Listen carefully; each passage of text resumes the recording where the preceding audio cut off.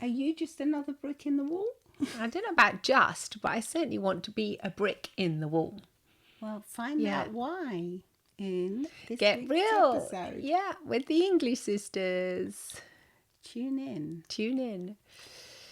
So yeah, I mean, just another brick in the wall. The Pink Floyd song has made you think, hasn't it? Well, it just came to me because I was listening to the Diary of a CEO and The podcast. yeah, and Simon Sinek was on it, and he was saying how there's a lot of focus now on individuality and of taking care of ourselves and being individuals, which is great. Yeah, it's absolutely amazing, because maybe before there wasn't enough. No. But it means that there's not enough focus on like being connected and helping others and asking for help and being more interconnected. And then I was thinking, yeah, we are just bricks in the wall, because there would be no wall. What's the point of humanity if we're not together?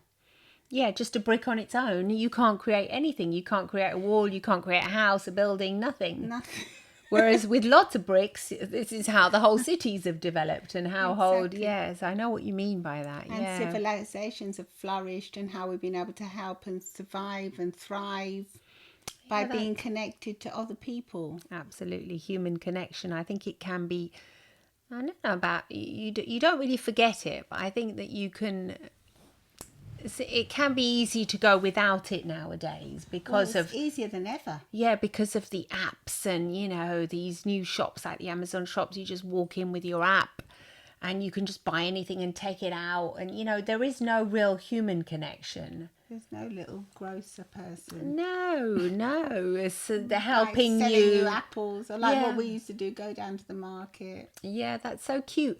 And or like the small stores here in Italy, a little small store is just closed now. And it was such a focal point of the whole little village, where everyone would always go and ask the person selling, "Hey, Marcello, what's the best product for today?" And he would say, "Oh, buy this ham, buono. It's fresh, yeah." And you would get the whole, like, oh, wow. In the end, you'd really want to eat that ham, because he told you, and he was like the god of the store, the grocery store. I hate going to that shop because you'd have to wait for ages, because you'd be chatting to everyone. You would hate it, but how many people, because you were like born in London, oh, let's get on with it, like me. Self-checkout, yeah, but now that he's gone, it's like left this massive hole in the community. And you you can go to the supermarket, like the big giants, and buy stuff.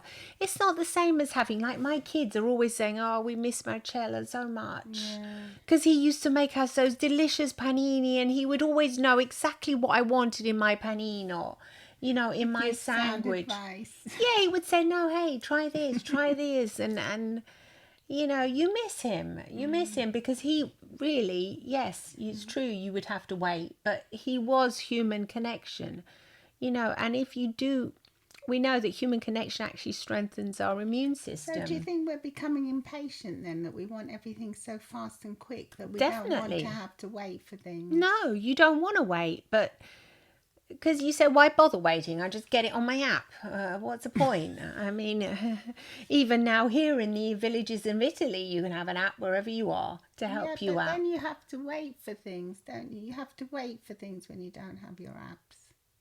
That's what I mean. That's why you didn't like Marcello's store. And I didn't particularly like it either. But why are we losing out, though, by not having? Because you think I have to wait for things. That's a good thing. That's a bad thing. I don't want to wait. I want to have instant gratification. I want to get it straight away, so that I have time to do more stuff. Things, but then do more of what? More are you doing of? Yeah, what are you doing? You're spending more time alone, maybe working, or I don't know what you're doing on social media, scrolling. But the truth is, you're nebbing to other people's business. Yeah, there is no Marcello is actually calling you by your name and saying, "Oh, hi, Yutka, I know you want this. Here, I ordered it for you, or I bought you this." Yeah. I mean, we can still get it from the barista who's getting to know all our names now, which is really sweet, though. I really like that. Hey, Yutka, you want your cappuccino like this? Hey, he says to my husband, Giorgio. I think it's really, really cute. And it's not just cute, though. I think this is necessary. Exactly. Yeah, it's becoming Do you necessary. think that's why we're getting more anxious and more lonely as time goes on? Because they say that now there's more than, we know that as therapists, we know there's more and more anxiety, that the younger generations are feeling more and more anxious. Well, that's what I was saying before, you know, having a strong bond with human connection is apparently can, you know, help you live longer as well. That's what the scientists are saying now. And it can really boost your immune system. Can you believe it? Just connecting and hugging with someone can boost your immune system. I mean, I can believe it, but a lot of people say, no, that's not true. You have to eat well and take all the right stuff to get to boost your immune system. You need human It connection. has been proven, yeah. So there you go. So how important is it for us? I'd say it's essential. So what are we doing? What are we doing? So what we're doing, we're cutting people out more and more and becoming more and more anxious instead of the opposite. We should be bringing people into our lives and seeking out human connection more. And being a little bit more tolerant, I think, even if you think, oh, this is going to be boring going out with these people because I don't particularly know them well. For example, you're socializing and you just say, I can't be bothered. Just stay at home and, I don't know, do the usual stuff, you know, stay in your comfort. You're tired, etc. But I think when you do make the effort, you may be surprised. And if you don't just do small talk and you do like big talk, like what we call it, when you actually ask people real questions, without being nosy, like, you know, real questions about how they're really feeling, or, you know, depending on what level you know these people. What did you have for dinner last night? Yeah, it's not just going to be silly, you know, small talk. What did you have for dinner? Is it? You know, what is that big talk? That sounds frivolous. Small. Yeah, that's small, but they're still talking to someone though. Yeah, you might get a recipe from you might today. Yeah, that might be brilliant. Yeah, get a recipe. It's not to be undermined though. No, just even little things like that, I think. You're right, actually. Yeah, that is no, that's definitely not to be undermined. Yeah, we had a dinner the other day, and this girl, she made the most delicious chocolate cake. And everyone was asking for the recipe, so there you go. Yeah. And also, I think that it's easy to like, it's easy to criticize and say, oh, I'm not going to interact with that person because of, you know, they may be this and that, they may have different political opinions to me, or they too may young, be, too old, to this, but, to that. I think you can always learn something from everyone with an open mind.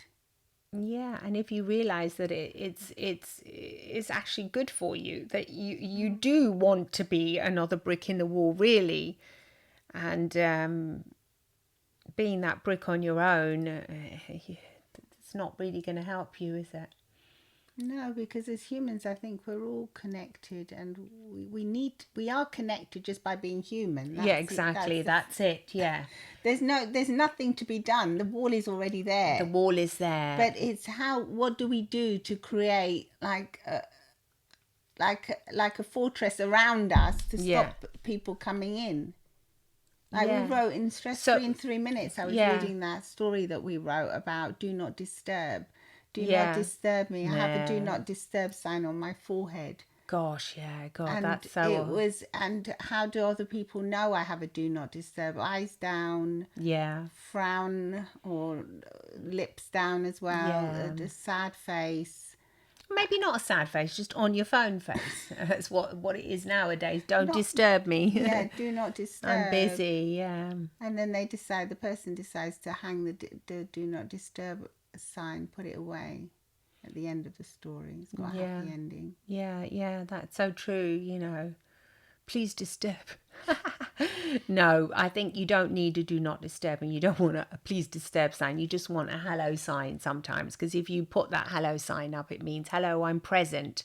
I'm here. I can see I'm present in this moment. I'm not on a device. I'm not on something else, and I can really get a human connection when it's like that. Even when you're talking to the person serving you at a restaurant, for example, you can actually get a real connection. You feel something when you look in their eyes and they look back at you. But nowadays as well, with this menu, when you just get it with your camera, yeah, and you're missing out on that. Even the other day we went to a restaurant and it was all on the camera, and my husband was getting so annoyed with it, and I said, look, this is just modern, just be with it, be with the times. But then when we said it to the waiter, he goes, yeah, it's true. We don't have any chats anymore with the clients about what we have. Even the specialità of the day. That's the only It thing we can makes it a say. bit mindless, doesn't it, for them as Yeah. well? There's a loss of human connection. Yeah, and then actually the manager of the restaurant came along and she had a massive chat with us afterwards about it, and how happy she was to be able to talk with us. She was going, did you enjoy it? And Well, in another podcast episode, I was listening to Davina McCall, and she was saying some of the best times of her life was when she actually worked as a waitress. Not the best time, but she really enjoyed it. because you had the Because she human said, I connection. felt so great when I was able to help someone and give them suggestions Yeah. and make them have a lovely evening or Exactly, yeah, because you're of service, aren't you? Yes.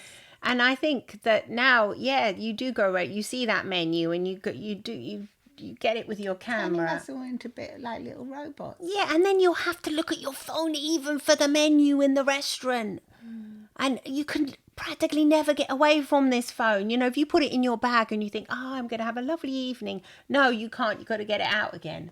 And then look, what's for dessert? What kind of wines do they have? Whereas before you would just... Yeah, and then maybe while you're looking for the menu, some other pop-up, notification will yeah. come up and you get distracted and you go on that. And then you lose human connection. Yeah. But what's all that for? That's what I was saying before to you when we were talking. It's a narrative of what they want us to have. I mean, people that are selling things, they want us to do that. It's They great keep for the us online. consumer society, They're yeah. keeping us online to Constantly feeding. being bombarded with their messages of what they want to sell us. I know. So it is good to be aware of that, I think, Yeah. and say, I am a brick in the wall. I need human connection, and that's it. It's simple. It's easy. Just get off it if you can for a bit, you know. And I love my phone, and I'm always on it. But I'm, I think I've reached the point where even me, when I saw my husband irate with a menu, I thought, oh, he's right.